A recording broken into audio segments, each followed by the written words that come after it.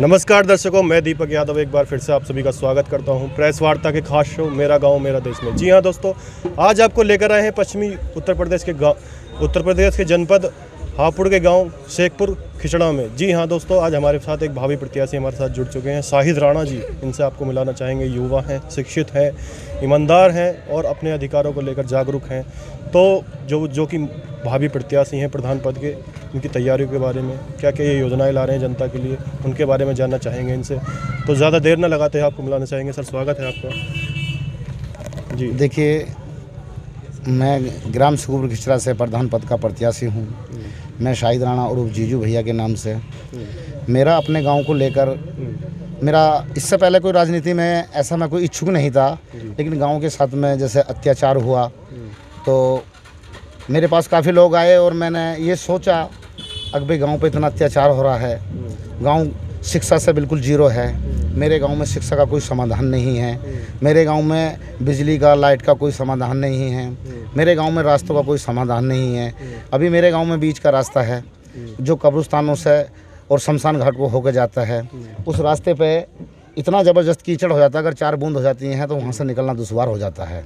तो पहले आप अपने बारे में और अपने परिवार के बारे में, आप अपनी शिक्षा के बारे में, अपने व्यवसाय के बारे में बताएं हमारे दर्शकों को। देखिए, मैं साइंस साइड से मैंने इंटर कर रखी है और 81 का मेरा जन्म है, 3, 4, 7 का। और मेरा परिवार एक अच्छा मजबूत परिवार है। मैं किसान परिवार से हूँ। मेरे दादा, मेरे पापा अब से पहले किसानी करते थे और मैं भी एक छोटा सा किसान हूँ। और इसके साथ में मैं एक डेयरी का संचालक हूँ। मैं डेयरी चलाता हूँ गाय भैंसों की। और बीवी है, बच्चे हैं, काफ़ी बड़ा परिवार है। तो परिवार ने संघर्ष करने के लिए कहा तो मैंने परिवार को पहले इकट्ठा करा और इकट्ठा करने के बाद में फिर मैं आया इस लाइन पे, देखा कि गांव के अंदर क्या क्या कमी है, गांव के अंदर क्या क्या अत्याचार हो रहा है। अभी मौजूदा प्रधान है, उसने गांव को लूट दिया और खसोट दिया, लोगों के साथ में अत्याचार करा है। आप खेती करते हुए डेयरी का कार्य आपने चालू करा, उसके बाद में आप प्रधानी में उतर आए हैं। क्या ऐसा इंसिडेंट था जिसको देखकर आप राजनीति में आने का मन बना रहे हैं? कब से आप राजनीति में हैं? क्या क्या आपको चुनौतियाँ मिली, क्या क्या आपको उपलब्धियाँ मिली, उसके बारे में बताएं थोड़ा सा। चुनौतियाँ ये हैं कि गांव के साथ में काफ़ी अत्याचार हुआ। जो मौजूदा प्रधान हैं वो 2-4 गुंडे दबंग रखता है, साथ में किसी के प्लॉट को घेरता है, किसी के साथ में बदतमीजी करता है, किसी के घर पर कब्जा करता है। लोगों पे अत्याचार हुआ, लोग इकट्ठे हुए, आके रोना शुरू करा लोगों ने। तो हमने ये समझा, जबकि हम राजनीति के कोई इतने बड़े इच्छुक नहीं है, लेकिन लोगों ने जब आके बताया तो उनकी परेशानी देखा नहीं गया। हमने देखा यार, हम भी किसी के लिए बने हैं, कोई हमारे लिए बना है, ये लोग लेकर आ रहे हैं। तो एक बीड़ा उठाया, मन में एक उत्साह हुआ इस चीज़ के लिए कि अत्याचार होना तो एक गलत है। और मैं मुस्लिम समाज से हूँ और मेरे मुस्लिम समाज में मेरे मुस्लिम जितने भी हमारे इस लाइन के जुड़े हुए लोग हैं, उन्होंने बताया कि देखो, एक जुर्म करना एक गुनाह है, लेकिन जुर्म को सहना भी एक गुनाह है। अब आपके सामने ऐसा जुर्म हो रहा है कि कभी किसी के प्लॉट को घेर लिया जाता, ज़बरदस्ती गुंडे बदमाश रखने का काम करता है। मौजूदा प्रधान ने इस गांव को लूटने और खसोटने का काम करा है, शिक्षा से जीरो कर दिया है और आए दिन विवाद और गरीबों के साथ में अत्याचार होता है। तो मैंने इसकी आवाज़ उठाई। मेरे गाँव में एक राशन डीलर है जो राशन का कोटा बांटता है, वो मुंह देख के राशन देने का काम करता है, जिसके लिए मैं डीएम साहब से मिला। और मैंने डीएम साहब से मिलने के बाद में उसको बताया, वो ग्राम प्रधान का भी चुनाव लड़ता है, उन्हीं लोगों को राशन देने का काम करता है जो लोग जो है उसे वोट देने का काम करते हैं। जिन लोगों के पास में 10-10 बीघे ज़मीन है, उन लोगों को राशन मिल रहा है। जो सुबह शाम की 2 वक्त की रोटी नहीं पैदा कर पा रहे, गरीब मजलूम आदमी हैं, उनको राशन नहीं मिल रहा। मेरे पास में ऐसे बहुत सारे राशन कार्ड हैं। मैं इसे अपने पास से नहीं कह रहा, मेरे पास में बहुत सारे डॉक्यूमेंट्स और राशन कार्ड है जिनको 4-4, 6-6 महीने बिल्कुल जीरो है, नहीं दिया जा रहा क्योंकि जनता ने आपको ही क्यों चुना सर? इतने सारे लोग हैं गांव में, उनको ना चुन के आपको ही क्यों चुना? आप में क्या ऐसी काबिलियत देखी उन्होंने?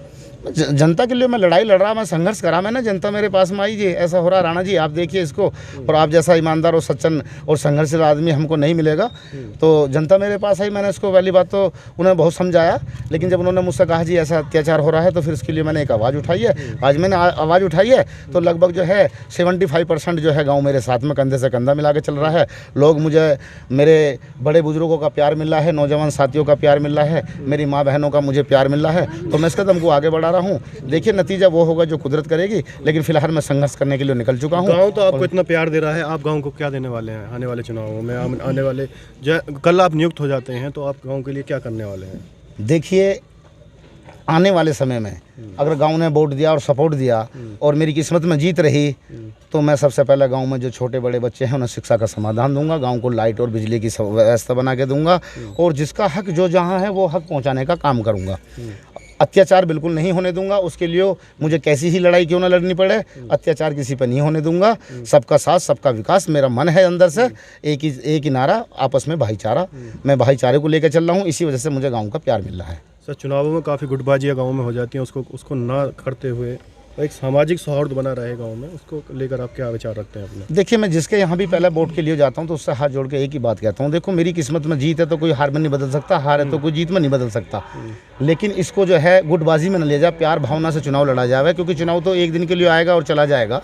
हमें गाँव में आपस में बिरादरी में सारे उम्र रहना है, तो इस तरीके की बात ना हो। वोट डालने का मतलब है, वोट एक वोट की है, जिसका मन करे वोट उसको डाल सकता है, आने वाले का सम्मान करे, जो भी आए उसको मान सम्मान बराबर देवे, लेकिन इस तरह की गुटबाजी ना बनावे, उस पर किसी तरह गलत फातिया ना कसे, उसके साथ में गलत किसी तरह के, उसके जो बढ़िया नाम है उसके बढ़िया नाम से ही पुकारे, उसके साथ में बदतमीजी ना करे। और रहा सवाल वोट का, जब वोट दोगे तो उसका जवाब आप उससे दोगे, लाठी डंडे से नहीं दोगे, आप अपने हाथ से दोगे। जिस दिन मोहर लगा दोगे आप समझ लो आपने उसको जवाब दे दिया। सर, पिछले 70 सालों से नाली और खड़ंजों की राजनीति हो रही है गाँवों में, जो ग्राम प्रधान है वो नाली और खड़ंजों तक ही सीमित है एक तरीके से, तो उसको लेकर आप क्या कहना चाहेंगे? जो शिक्षा और स्वास्थ्य की और साफ़ सफाई की और गाँव के सौंदर्यकरण को लेकर तालाबों की सफाई हुई और जो है कब्रिस्तानों की और जो शमशान घाटों की कोई साफ़ सफाई नहीं रखते, कोई नाम नहीं है, उनकी जो जगह है उन पर कब्जा हो गया है, ना ही कोई खेल का मैदान है गाँवों में। देखिए, बहुत सारी परेशानी है, मैं आपको बताऊं। परेशानी ये है कि मैंने बताया कि हमारे यहाँ अधिकतर जो है, अब से पहले एन शिक्षा का प्रधान चुना जाता था, जो अंगूठे का काम करता था, अंगूठा लगाने का काम करता था, तो लोगों ने देख देख के थक लिए और अब के पहली बार लोगों ने ये मन बनाया कि हम किसी पढ़े लिखे प्रत्याशी को मैदान में लेकर आएंगे। और मेरा सबसे पहला टारगेट है गांव को शिक्षा लाना, लाइट लाना, ये विवाद से मुक्त करा देना।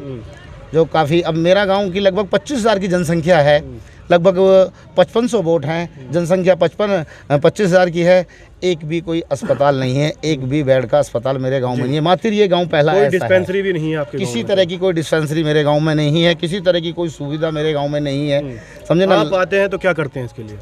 मैं सबसे पहले जो है गांव के विकास के बारे में, और दूसरे नंबर में स्वास्थ्य के बारे में, और सबसे पहला मेरा टारगेट रहेगा शिक्षा। पूर्व के दो प्रधान हैं, वो कहीं ना कहीं क्रेडिट ले रहा है इंटर कॉलेज बनवाने का, और जो है वो चालू भी नहीं हो पाया अभी तक। ऐसा है, ये माननीय मुख्यमंत्री आदित्यनाथ योगी जी का एक टारगेट था, तो उन्होंने इंटर कॉलेज दिए हैं। इंटर कॉलेज तो दे दिए उन्होंने, उनका काम देने का था, बहुत अच्छा करा, लेकिन गांव का प्रधान का काम था उसको संभालने का, लेकिन नहीं संभाल पाया, उसमें झूठ वगैरह खड़े हैं, जैसे काबिलियत की कमी थी, इसलिए काबिलियत, क्योंकि वो शिक्षा नहीं है। जो शिक्षा की तरफ जाएगा, जो शिक्षित होगा वही तो शिक्षा की तरफ जाएगा। जब वो खुद शिक्षा का महत्व समझता है वही शिक्षा की बात करेगा। जी जी जी जी। तो आप उसके लिए तैयार हैं? मैं बिल्कुल कमर कस चुका हूँ, और 24 घंटे में मैंने ये बोल दिया है गांव से, अगर मेरे 24 के 24 घंटे भी आप पूछेंगे तो मैं इंशाल्लाह उनको देने का काम करूंगा। जो भी दरवाजे पे आएगा, जिस लायक भी हूँ उस लायक उसकी चढ़ बढ़ कर जो है अपने पास से मदद करूंगा, उसे मायूस अपने आवाज़ से मायूस नहीं जाने दूंगा। सर, एक सबसे बड़ा सवाल ये है कि जो इतनी बड़ी आबादी है, एक डिस्पेंसरी, एक छोटा हॉस्पिटल नहीं, एक डॉक्टर है, उसको लेकर भी आप कुछ मन में ख्याल? देखिए, मैंने अभी भी संपर्क करा है आला अधिकारियों से, और मैं इस चीज़ के लिए गया भी हूँ, क्योंकि जब से मैंने रुचि डाली है इसमें तो मैंने रास्ते देखे हैं, मैं पहुँचा भी हूँ। मैंने माननीय मुख्यमंत्री जी को भी पत्र में, लिखित में पत्र दिया है कि मेरे गांव में कोई किसी तरह का हॉस्पिटल नहीं है, कोई डिस्पेंसरी नहीं है, खेल का कोई मैदान नहीं है, कोई ग्राउंड नहीं है, कोई पार्क वगैरह नहीं है। तो मेरे गांव में बहुत काफ़ी सारी दिक्कतें हैं, जिनके लिए मैंने लिखित में पत्र माननीय मुख्यमंत्री आदित्यनाथ योगी उत्तर प्रदेश को भेजा है।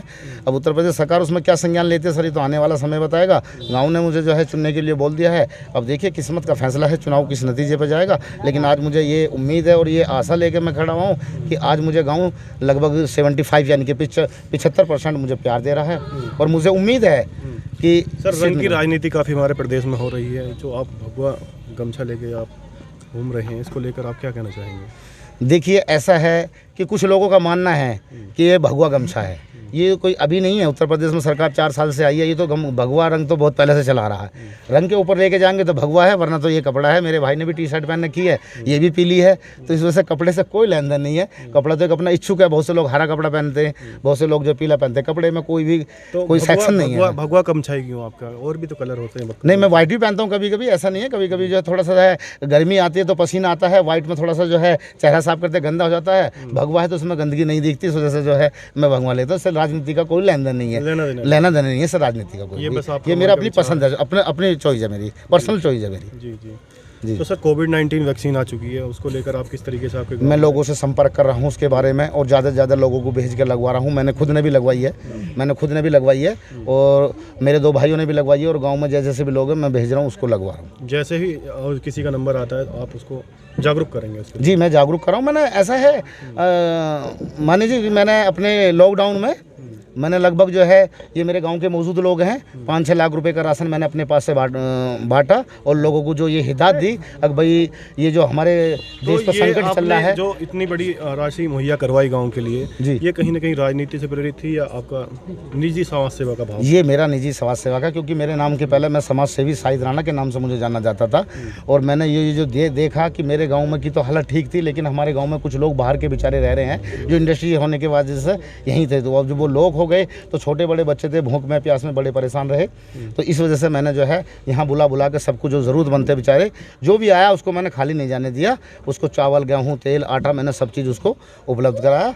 और ये एक सरकार का संकल्प था, हम सब लोगों का ये दायित्व बनता है कि हम सब लोग जो है इसी देशवासी हैं और इसे सही तरीके से लेकर चले, तो हमने पूरा पालन करा। मेरे गाँव में एक भी कोरोना का मरीज नहीं निकला, क्योंकि सेफ्टी बरती, कहीं ना कहीं जागरूकता थी और ये संकल्प था कि हमने बाहर के लोगों को आने नहीं दिया और अंदर के लोगों को जाने नहीं दिया। तो बीमारी हमारे जो देश में सबसे बड़ा मुद्दा है और विदेशों तक वो छाया हुआ है कृषि कानूनों को लेकर। जी, तो हाल ही में नए कृषि कानून आए हैं, उनको लेकर आपके और आपके गाँव वासी ये क्या विचार रखते हैं? देखिए मेरे गाँव वासियों का उसमें कृषि कानून का मतलब ये है कि ये देखो काला कानून है, इसको किसान नहीं झेल पाएगा। इतनी बड़ी ज़मीन तो नहीं रहेगी है, अब छोटी छोटी ज़मीन है, उसमें अपने पसंद का कोई आलू बोता है, कोई भिंडी बोता है, कोई गेहूँ बोता है, जैसे जिसकी समझ है वैसे करके काम करता है। अब यही मान लिया फाइनेंसरों के पास में चली जाएगी तो फाइनेंसर तो अपने पास अपने मर्जी का काम करेगा। अब गाँव के किसान गरीब मजदूर लोग हैं, बताओ कहाँ जाएंगे, वो क्या आंदोलन करना लोकतंत्र देश की सबसे बड़ी वो रहती है, देखिए मेरा देश ताकत रहती है एक तरीके से, और आंदोलनकारियों को इस तरीके से बदनाम करना, खालिस्तानी पाकिस्तानी अर्बन फंडिंग बताना और देश को तोड़ने वाले को बताना, तो उस पर जब आप सुनते हैं तो आपको कैसा लगता है? देखिए ये बहुत भद्दा लगता है और बहुत गलत लगता है, और मेरा मानना है कि मेरे पे सभी देशवासियों को ऐसा लगता है। ये तरीका नहीं है एकदम किसी आदमी को आरोप लगा देना, किसी आदमी को गलत कह देना, उसको सिद्ध करना बहुत ज़रूरी होता है। लेकिन मेरा मानना यह है कि जैसे किसान संघर्ष कर रहे हैं, ये किसी न किसी बात को लेकर संघर्ष कर रहे हैं और ये नुकसान की तरफ जा रहे हैं, इसलिए संघर्ष करें। अगर फ़ायदा होता है तो कोई आदमी भी संघर्ष नहीं करता। और ये मेरे देश का तो ये लॉ है, कानून में, कि ये मेरे देश जो है ये संविधान का कानून है, ये मैं अपने पास से निकल के यहाँ स्वतंत्रता है। आदमी मेरे देश में आदमी स्वतंत्रता है, वो अपनी मर्जी से कुछ भी कर सकता है। लॉ में रहने के बाद में वो किसी भी धर्म से शादी कर सकता है, वो अकेला नहीं भी करेगा, ऐसे भी रह सकता, वो किसी भी जगह जा सकता है। अब ये लोकतंत्र में है, संघर्ष कर रहे हैं, आंदोलन कर रहे हैं, अपनी आवाज़ को उठा के चल रहे हैं। मानना ना मानना सरकार के काम है, आज नहीं मानेगी आज के दिन मानेगी, सरकार को मानना पड़ेगा, क्योंकि सरकार जो है। किसानों में किस तरीके से जागरूकता फैला रहे हैं इन कानूनों को लेकर? मैं किसानों में जगह जगह ये कह रहा हूँ, भैया संघर्ष करो, लेकिन शांति व्यवस्था के साथ में संघर्ष करो और ये आंदोलन जारी रहना चाहिए, क्योंकि इसमें बहुत बड़ा नुकसान। प्रधानमंत्री लगातार अपील कर रहे हैं कि जो कानून हमने बनाए हैं वो किसानों की आय दोगुना करने के लिए है, तो इसमें फिर क्या परेशानी है? सर ये ऐसा नहीं है, देखिए कानून बनाया है अब यानी कि 7 या 6 महीने पहले, और जो फाइनेंसर हैं उन्होंने खेती के लिए जो गल्ला वगैरह या उसका जो भी स्टॉक करने के लिए 2 साल पहले से काम चल रहा है। उन्होंने अपने स्टॉक के लिए हॉल बना रहे हैं, गोदाम बना रहे हैं, बेवरेज बना रहे हैं, तो वो बना रहे हैं, उससे पहले से बना रहे हैं। तो इस सरकार की सोची समझी चाल है, ये तो कानून अब बनाया है, लेकिन सरकार की कई साल पुरानी चाल है कि जो भी किसी है किसानों को भी बंधक बना दिया जाए, क्योंकि सरकार ने सारी चीज़ तो बंधक बना दी। उत्तर प्रदेश की सबसे बड़ी समस्या है गन्ने के पेमेंट को लेकर, और पिछले 4 सालों में 1 रुपये की भी बढ़ोतरी नहीं हो पाई है, उस पर आप क्या कहना चाहेंगे? मैं यही कहना चाहूँगा, बता रहा हूँ ना कि किसान की तो बेचारे की बड़ी मट्टी खराब है। किसान का बेटा सीमा पे मरता है, किसान का बच्चा गोली खा कर मरता है, देश की रक्षा करता है किसान का बच्चा। नौकरशाहों का बच्चा विदेश में पढ़ने के लिए जाएगा, नौकरशाहों का बच्चा एशियो में घूमेगा, किसान खून पसीना बहा के खेत से फसल पैदा करता है। आज उस पर भी खतरा मंडरा रहा है, क्योंकि सरकार ने उसको भी कुटअप कर लिया है। तो किसान कहाँ जाएगा? ये जो देश है, मेरा देश जो है, ये लगभग जो है 70% किसान पर निर्भर है। आज 70% हो चुकी है सर कि किसान और जवान आमने सामने आ चुके हैं, और कहीं ना कहीं पहले नारा दिया जाता था जय जवान जय किसान का नारा, तो वो कहीं ना कहीं धुंधला होता जा रहा है। वो बिल्कुल स्पष्ट हो चुका है जी। पहले नारा हुआ करता था, हमारे पंडित जवाहरलाल नेहरू जो देश के पूर्व प्रधानमंत्री रहे हैं सर्ववासीय, उन्होंने कहा था जय जवान जय किसान का नारा लगाया था उन्होंने। आज ये सारा उल्टा हो रहा है। लाल बहादुर शास्त्री जी। लेकिन आज ये उल्टा हो रहा है, समझे जी। आज किसान और जवान आमने सामने हैं। हमें जबकि दूसरे पड़ोसी से जो हमारा दुश्मन है, पड़ोसी मुल्क, हमें उसकी सुरक्षा के लिए खड़ा करेगा, लेकिन आज अपने ही घर में लड़ाई हो रही है। और घर की लड़ाई इतनी गलत हो जाती है कि घर की लड़ाई में कुछ ना कुछ होकर रहता है। ये हमारे प्रधानमंत्री जी की गलतफहमी है, उसको दिमाग से निकाल दे, किसानों की बात को सुन ले और किसानों के इस काले कानून को सबसे बड़ा समाप्त कर मेरा एक देगा। सवाल ये है, जो पंचायत चुनाव आ रहे हैं और आने वाले समय में विधानसभा चुनाव भी है, क्या ये कृषि कानून इफेक्ट करेंगे सरकार को? जी हाँ, ये जनता का मन बन चुका है और ये सामने भी आ रहा है। अगर मान लीजिए इस पार्टी के जो जितने भी नेता हैं गांव-गांव जा रहे हैं, धक्के खा रहे हैं, गाली खा रहे हैं, लोगों ने ये एक्सेप्ट कर लिया। ये बिल्कुल एक्सेप्ट कर लिया कि ये सरकार किसानों की, गरीबों की, मजलूमों की नहीं है। ये किसान तो नौकरशाहों की है, ये फाइनेंसरों की सरकार है, ये पूंजीपतियों की सरकार है। ये बिल्कुल स्पष्ट हो चुका है। तो लगातार किसान नेता जो लगातार अपील कर रहे हैं कि जो बीजेपी के नेता हैं उनका विरोध करा जाए, वो कहाँ तक सही है एक तरीके से? सर उनका तो सही है, नहीं विरोध करना भी चाहिए क्योंकि गलत चल रहा है। विरोध तो सभी पार्टियों का हुआ है, लेकिन बीजेपी तो बिल्कुल निर्धारित गलत कर रही है। और उसका मेरा तो मानना यह है कि बच्चा उसका पूरा फुल विरोध करे, जो जिस हैसियत में है, गाँव में है, सेक्टर में है, कस्बे में है, पालिका में है। पिछले दिनों विरोध करते करते हिंसक झड़प हो गई थी, उसमें काफ़ी लोग चोटिल हुए थे और मुकदमेबाजी हुई थी। वो कहीं ना कहीं एक समाज को तोड़ने की कोशिश है। लेकिन लोग डटे रहे, लोग हटे नहीं। जाड़े में, पाले में, गर्मी में, धूप में, आज भी हमारे भाई माँ बहन वहाँ धरने पर मजबूत है। एक दिन सरकार झुकेगी और झुक के रहेगी, ना कि देश के सामने सरकार चल जाएगी। सरकार देश से है, देश सरकार से नहीं है। आने वाले समय में जिस तरीके से किसान नेता आह्वान कर रहे हैं भारत बंद करने का, उसमें किस तरीके से आप बढ़ चढ़ के हिस्सा ले रहे हैं? देखिए जी, पूरा समर्थन रहेगा हमारा और चाहे कब तक भी रहे, पूरे तन मन धन के साथ में हम पूरा सपोर्ट करेंगे। आखिर में किसानों को और सरकारों को आप क्या कहना चाहेंगे? देखिए, किसान अपनी जगह सच्चाई पे है और किसान अपनी लड़ाई बिल्कुल सही लड़ रहे हैं। सरकार बिल्कुल गलत है। सरकार अपना स्वार्थ में है, किसान अपने स्वार्थ में नहीं। किसान सबके साथ में, सबके विकास में, सबके भले में है। किसान बिल्कुल सही है अपनी जगह, क्योंकि किसानों सरकार के तो चंद यही है और किसानों के साथ में पूरा हिंदुस्तान है। जाके देखिए, यही यहाँ नहीं है। दिल्ली, यूपी, बिहार, पंजाब, आसाम, गुवाहाटी, कर्नाटक, आंध्र, तमिलनाडु, झारखंड, छत्तीसगढ़, उत्तरांचल, मध्य प्रदेश, MP, गोवा, शिमला, मद्रास तक पूरे 28 के 28 प्रदेश में संघर्ष चल रहा है इस चीज़ का। ये मेरे प्रदेश में नहीं चल रहा ना, पश्चिम उत्तर प्रदेश में चल रहा है। हमारे जो कृषि मंत्री हैं नरेंद्र सिंह तोमर, वो लगातार कह रहे हैं एक कौम का, एक प्रदेश का आंदोलन है। तो उसमें नहीं, तो आप भी इन्वॉल्व हैं। ये तो पूरे हिंदुस्तान में है। मैंने बताया ना, 28 के 28 स्टेट में भरमार वो चल रहा है, लेकिन थोड़ा किसानों का काम चल रहा है। ये तो है कि हल्का सा जो है 1-2% लूज हुआ है, लेकिन ऐसा कुछ नहीं है कि कहीं समाप्त कर लिया गया होगा। पूरे के पूरे हिंदुस्तान में जगह जगह चल रहा है।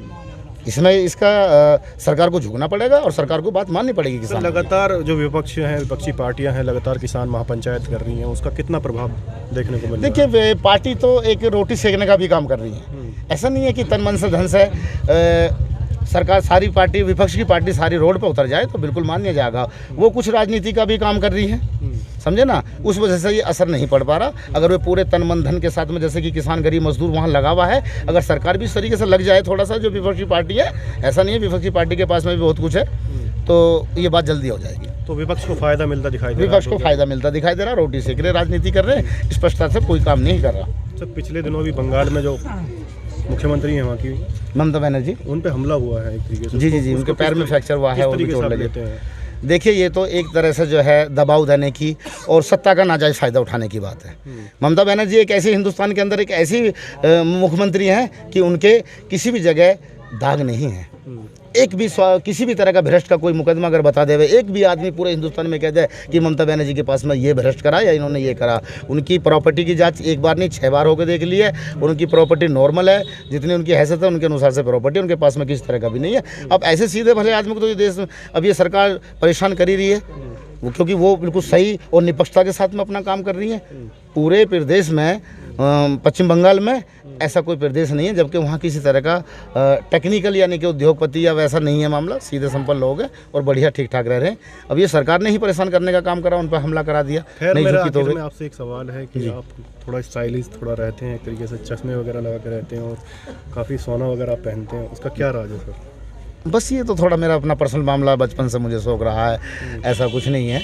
और जहाँ जैसी ज़रूरत पड़ती है, मैं वैसा नहीं है। मैं अपने 4 समाज के साथ में नीचे ज़मीन पे भी बैठता हूँ, अपने बड़े बुजुर्गों के जो है पैर भी पकड़ता हूँ, हाथ भी जोड़ता हूँ। ऐसा नहीं है, कोई मेरा किसी तरह का अपना, ये तो मेरा पर्सनल अपना है, इसमें जो है समाज से कोई लेन देन नहीं है। और समाज के लिए तो मैं 24 घंटे तन मन से अपने एक खून की बूंद देने के लिए 24 घंटे तैयार हूँ। किसी भी समाज का हो, मेरे गाँव में 4-5 बिरादरी के लोग रहते हैं। हमारे प्रजापति समाज के लोग हैं, जाटो समाज के लोग हैं और हमारे वाल्मीकि समाज के लोग हैं। एक एक आदमी मेरे साथ कंधे से कंधा मिला कर चल रहा, बिना किसी जात पात को अलग हटाए। आने वाले समय में अगर आप नियुक्त होते हैं तो आपके जो विकास कार्य होंगे आपके वोटरों के लिए होंगे या सबके लिए होंगे? नहीं, मेरे लिए पूरे गांव के लिए होगा। मैं पूरे गांव के लिए काम कर रहा हूं। मैं इस चुनाव से पहले एक समाज सेवी भी हूं और मेरा मानना तो ये, जिसने वोट दिए वो तो मेरा अपना है। जिनने मुझे नहीं दिए मैं पहले उसका काम करूँगा, पहले उसे अपनाने का काम करूंगा। जिनने मुझे वोट दिया तो मेरा अपना है, उसका तो मेरे पर निर्भर है। पहले मुझे उसे विश्वास दिलाना है और उसे यकीन दिलाना है जो कि मुझसे नाराज़ है, उससे चल के पूछना तू मुझसे क्यों नाराज़ है, क्या बात है, पहले मैं उसका काम करूंगा। और बाकी सारे गाँव आखिर में मेरा एक बड़ा सवाल आपसे ये है, जो हमारे दर्शकों से आप क्या अपील करना चाहेंगे जो आने वाले पंचायत चुनाव हैं, विधानसभा चुनाव हैं, किस आधार पर कैंडिडेट को चुने अपने? देखिए, कैंडिडेट चुनाव तो आते जाते रहते हैं। ये थोड़ी सी कमियां हमारी रह जाती हैं कि हम वक्त पर आने पर सही कैंडिडेट को नहीं चुन पाते। सही कैंडिडेट को हम नहीं चुन पाते और एक गर्दे में गर्दा लगा देते हैं और वोट ख़राब कर लेते हैं। लेकिन वो टाइम अब नहीं है। अब बिल्कुल सही ईमानदार आदमी और सही बढ़िया आदमी हमारे बीच का रहने वाला चाहिए। हमें ज़मीनी नेता चाहिए जो हमारे कंधे से कंधा मिला के चलने वाला चाहिए। हमें वो प्रत्याशी चुनना, चाहे वो चाहे मेंबर है, चाहे वो गाँव का BDC मेंबर है, चाहे ग्राम प्रधान है, चाहे जिला पंचायत सदस्य है, जिला पंचायत अध्यक्ष है, चाहे वो ब्लॉक प्रमुख है, चाहे विधायक है, चाहे सांसद है। हम ऐसा प्रत्याशी नहीं चुनेंगे। उनको क्या कहना चाहते हैं जो आते हैं पैसे के बल पे चुनाव जीत के चले जाते हैं? हाँ, ऐसे हैं। मेरे साथ में भी हैं ऐसे। मेरे गांव के भी प्रत्याशी है जिन्हें पैसे की धसक है और जिन्हें पैसे के बल पर लोगों का ये सोचते हैं कि इनको खरीद लिया जाएगा, लेकिन ऐसा कुछ नहीं है। गांव के लोग मजलूम तो होते हैं, गरीब तो होते हैं, लेकिन ईमान नहीं बेचते। वो पैसे से नाकार देते हैं। कई बार प्रयास करा है लेकिन उन्होंने जो है नाकार दिया, नहीं दिया पैसे से। लोग अपना मान सम्मान, वो टाइम था पहले लालच का, लेकिन अब नहीं है। अब सब लोग जो सक्षम है और अपना जो है गुजारा कर सकते हैं और कर रहे भी हैं, कोई ऐसी दिक्कत की बात नहीं है। तो अब सब ठीक मामला है।